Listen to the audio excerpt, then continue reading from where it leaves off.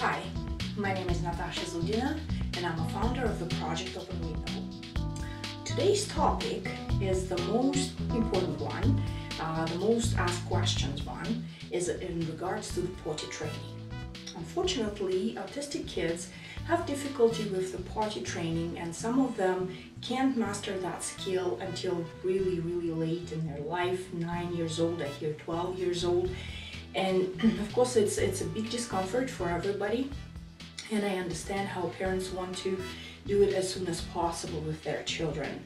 So my son in particular didn't do it until he was 5 years old, and what really moved it from the point of zero was us switching to the gluten-free, dairy-free diet. But aside of that, aside of using the diet treatment, there is other things that you can try to help your child to understand what is required of them and to move them a little bit forward to actually doing this on the potty, in the bathroom or on the potty. So the first thing you need to understand is whether or not your child actually knows what is required of them, if they understand the concept. To do that, you can either take them with you to the bathroom and actually show them what happens there. If it's a boy, your male companion or his father can do that. Or if it's a girl, then you can do it yourself as a mother. That would be great.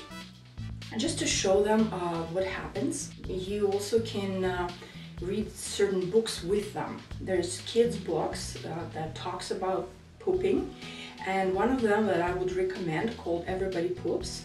It's a very good book. It explicitly shows what happens at everybody poops, starting from the animals and ending up with people, and there's nothing wrong with that. It's normal.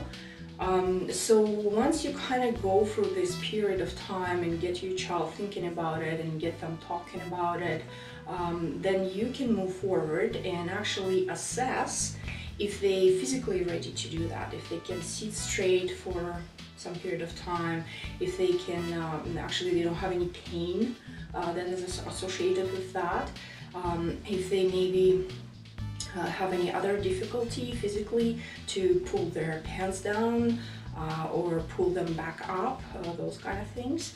If your child is ready physically and conceptually, then you can move forward and observe your child and see when is it happening with them, like when are they ready to go? Is it certain time of the day, or maybe they do certain things like they hide. My son did that, he would hide.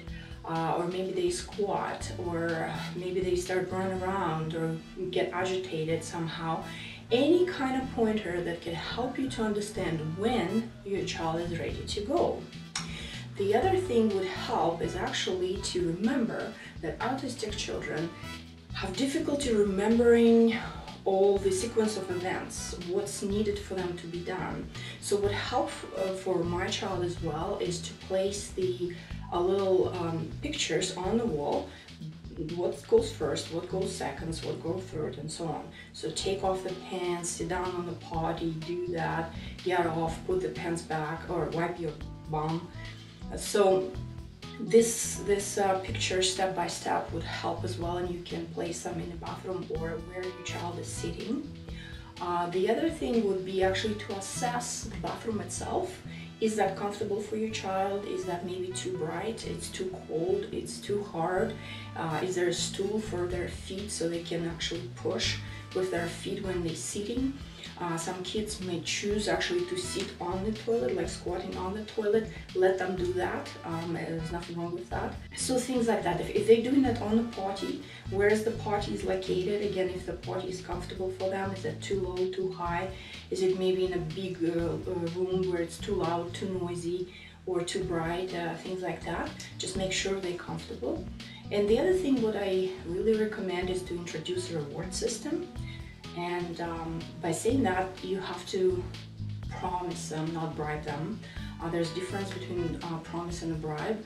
And the promise is, if you go and do potty, you can have, and whatever they like, whatever you know for sure they will love. For my son, it was Jello. For other child, might be a piece of chocolate, or a movie that they want to watch, or something else that they want to do, maybe play an iPad game. So that only could be available in exchange of actually going and doing potty. So If your child is older, you can introduce a token system. So for every successful poop, they get the token, and when they collect a certain amount of tokens, then you can they can do something with that, exchange them for some kind of privilege or toy. So those are techniques that worked for us. But again, as I already said at the beginning of the video, the biggest turning point was when my son started on a new diet. That let him understand quickly the concept and actually what was required of him, and he went on his own after 2 weeks basically being on a diet. And I'm advocating for the diet treatment, so if you want to learn more, please visit our website, www.theprojectopenwindow.com. But in any case, I think, I hope you would find this video useful and those techniques useful for your child.